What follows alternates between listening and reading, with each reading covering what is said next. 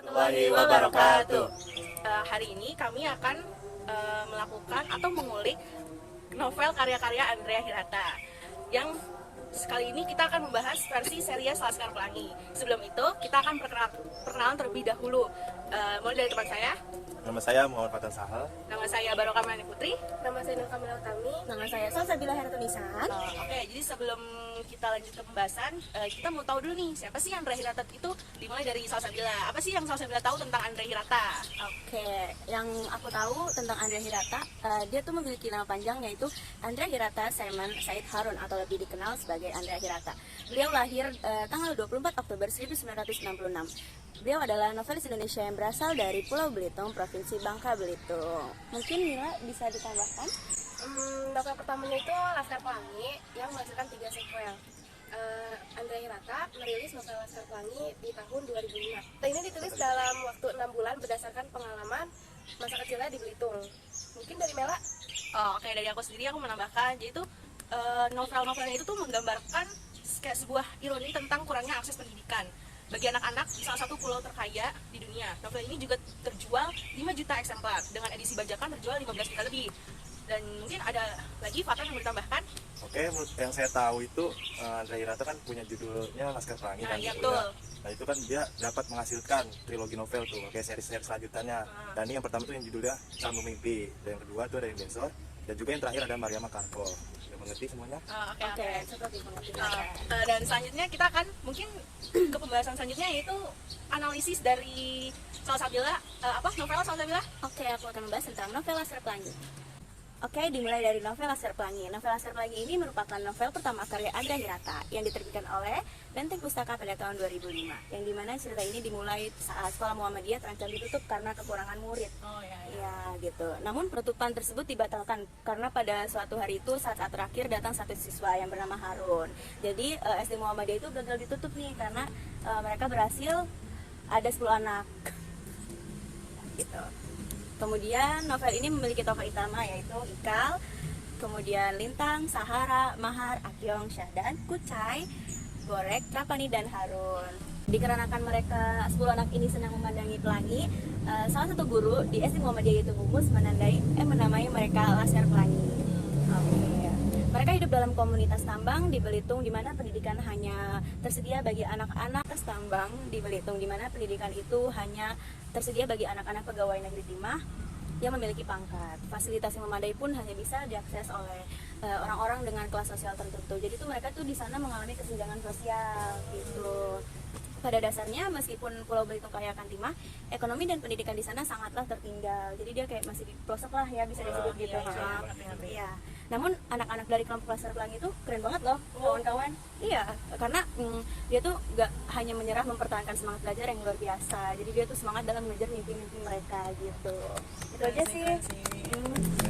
Oke, jadi Laskar Pelangi itu ada seriesnya ya, kawan-kawan. Nah, jadi tuh yang kedua ini ada Sang Pemimpi. Kalian pada kepo nggak sih Sang Pemimpi? Isinya ada apa aja? Gimana kalau kita tanyain ke Mela? Mela, apa sih yang kamu tahu tentang isi dari Sang Pemimpi ini? Oke, kebetulan dalam pembahasan ini aku menganalisis Sang Pemimpi. Sang Pemimpi itu emang lanjutan dari Laskar Pelangi, tapi itu versi mereka masuk sekolah SMA negeri ya, yang SMA negeri itu. Nah itu tetap sama. Apa sih tokoh utama ya? Ya. Tadi kan tokoh utamanya masih ada banyak tuh. Nah ini tokoh utamanya tuh kayak agak lebih singkat gitu, jadi kayak cuma ada Ikal, Arai. Nah tapi ada tambahan yaitu Jimron. Nah mereka tuh diterima di SMA negeri bukan utama. Nah tapi mereka itu juga pemuda dari keluarga berpenghasilan rendah yang tinggal di desa terpencil di Belitung. Nah dan juga Ikal di novel itu si Ikal tuh kayak sedikit lebih beruntung dibandingkan Jimron dan Arai karena si Ikal itu memiliki keluarga yang penuh kasih sayang, walaupun ayahnya itu pegawai negeri ya, pegawai negeri. Nah tapi sayangnya Arai sama Jimron tuh mereka yatim piatu gitu loh kasihnya itu ya. Kalau Jimron itu dia diangkat sama pendeta. Itu aku tuh kagum banget di situ, si Jimron diangkat sama pendeta karena ada scene di mana si Jimron diantar mengaji oleh pendeta itu, jadi tapi tepat waktu banget. Jadi itu mereka tuh nggak mandang agama, jadi itu kayak toleransi tinggi banget, gila sih. Nah kalau Arai itu diangkat sama keluarganya Ikal, sama keluarga Ikal karena mereka masih sepupu jauh ternyata. Oh gitu.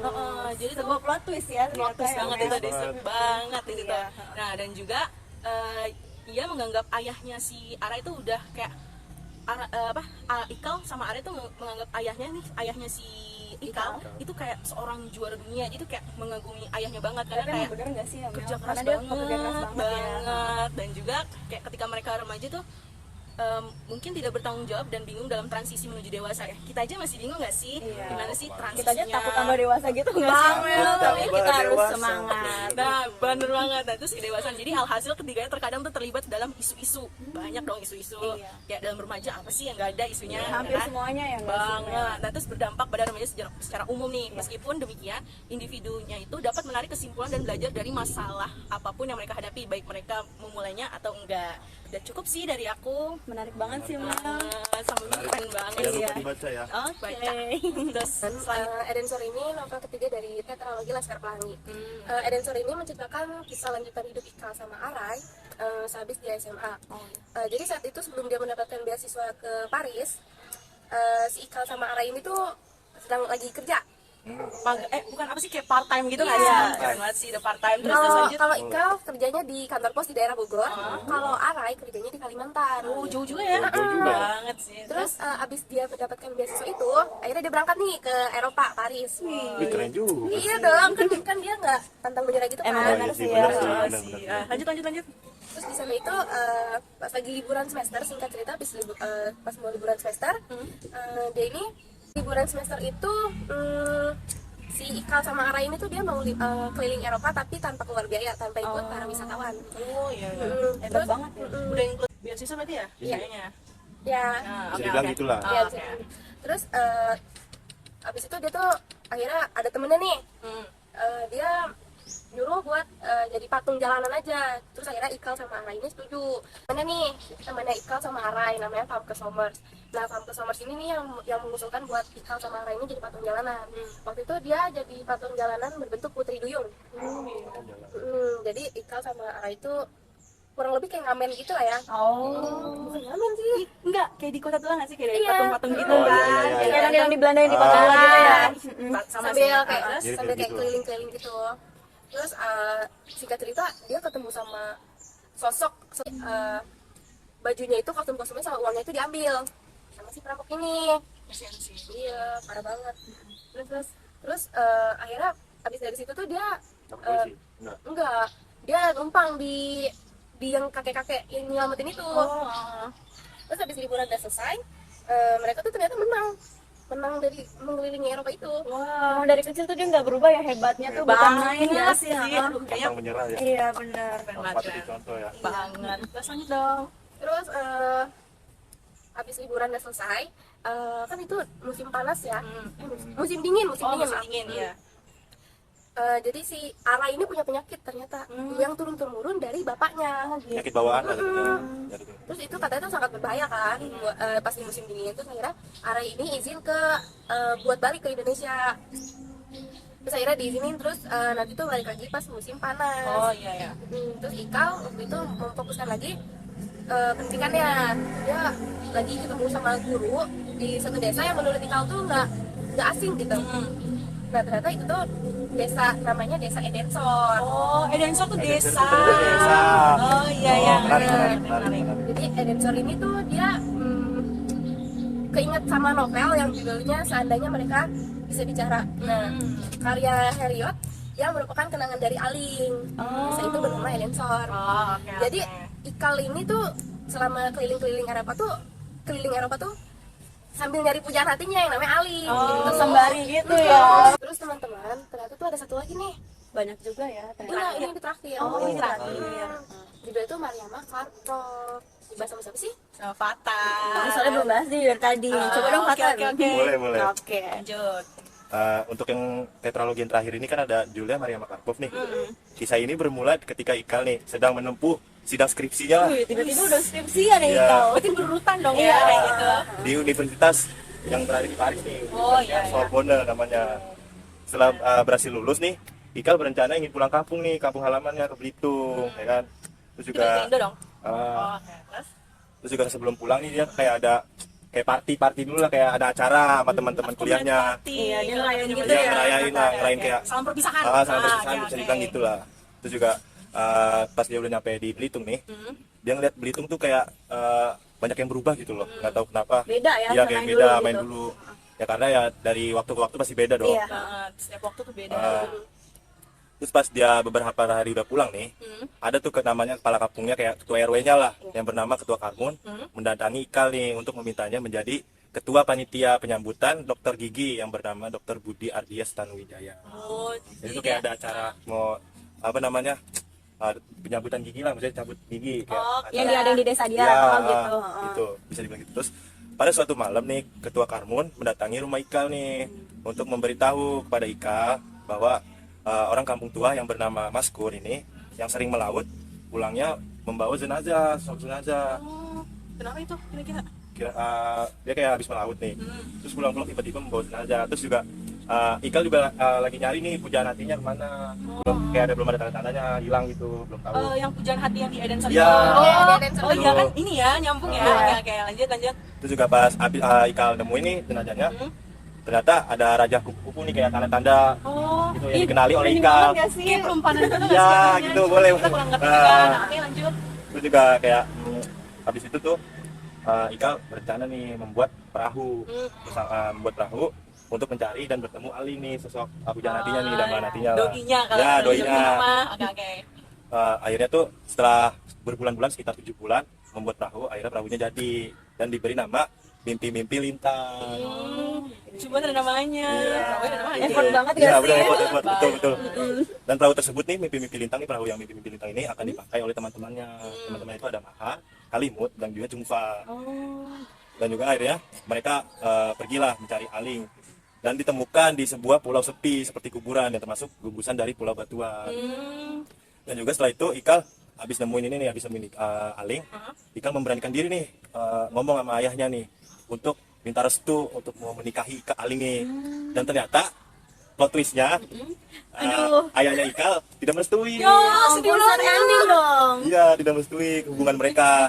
Iya. Dan setelah itu Ikal nekat nih keras kepala ingin membawa Aling ke daerah selat Singapura naik perahu kayak keras kepala gitu, benar-benar mau membawa Ikal, membawa Aling untuk pergi jauh dari ini, kayak ninggalin keluarganya mereka, dia jadi sisa berdua. Jadi persamaan itu dari keempat hotel ini, dari Hotel Laskar Pelangi, Sang Pemimpi, Edensor sama Mariama Karpo. Laskar Pelangi, Sang Pemimpi, Edensor sama Mariama Karpo adalah tetralogi novel ciptaan Andrea Hirata. Keempat-empatnya ini menceritakan kegigihan tokoh utama yang bernama Ikal atau Andrea Hirata itu dalam mencapai keinginannya. Berdasarkan novel tersebut dipetik sebuah pelajaran, yaitu teruslah berjuang mencapai mimpi karena nggak ada yang tidak mungkin. Ya, Benar, Terus benar. berusaha. Nah, harus ada usaha. Harus ada usaha. Tapi menurut aku sih Nggak juga bisa semuanya instan. Iya, semua tuh butuh proses Nggak bisa. gitu. Proses yang paling penting. Iya, tapi kayak gak hanya Ikal aja sih yang mempunyai semangat juang tinggi yang patut ditiru. Gambaran bahwa pendidikan itu sangat penting untuk dijalani dan dapat membentuk karakter seseorang. Karena Banget. kita harus mengejar mimpi kita sampai ke negeri Cina nggak sih? Tuh, dulu emang gitu. Iya. Nah, kali ini aku mau Fata nih bakal ngejelasin gimana sih nih, perbedaannya. nih. Oke, dimulai dari aku ya. Nah, perbedaan dari tetralogi tersebut, nah terletak pada latar, waktu serta inti cerita masing-masing novel. Nah, Laskar Pelangi itu menceritakan ketika Ikal masih kanak-kanak, ya kan? Kanak-kanak dia belum masih SD lah jatuhnya gitu. Bocil lah Yang jatuhnya. sedang menempuh pendidikan di SD Muhammadiyah yang sederhana bersama teman-teman sebayanya. Nah, sama teman sebayanya. Nah, dan juga Laskar Pelangi itu berlatar di tahun 1970-an. Nah, ada juga nih novel Sang Pemimpi yang keduanya, lanjutannya dong. Nah, kalau novel Sang Pemimpi itu merupakan kelanjutan yang bercerita tentang Ikal dan Arai yang melanjutkan pendidikannya setelah lulus dari sekolah dasar. Nah, Sang Pemimpi itu berlatarkan waktu akhir itu 1970-an juga, dengan inti cerita ini perjalanan Ikal dan Arai di Jakarta. Dan mungkin akan dilanjutkan oleh Fatan. Ada juga nih Edensor nih Ya. yang melanjutkan kisah perjalanan dari si Ikal dan Arai dalam menempuh pendidikannya tuh di universitas. Terus juga pada novel tersebut mereka mendapatkan beasiswa tuh. Wah, iya, Jadi benar-benar. gratis lah karena dia pintar kan. Melanjutkan S2-nya di Eropa dengan latar waktu tahun 1990-an. Dan juga yang terakhir nih, novel yang terakhir ada Mariama Karpov. Jadi novel terakhir dari tetralogi novel Laskar Pelangi. Yang seriusnya ya, oke. Novel ini menceritakan tentang kembalinya Ikal ke kampung halamannya, yaitu di Belitung setelah menyelesaikan sidang tesis S2-nya.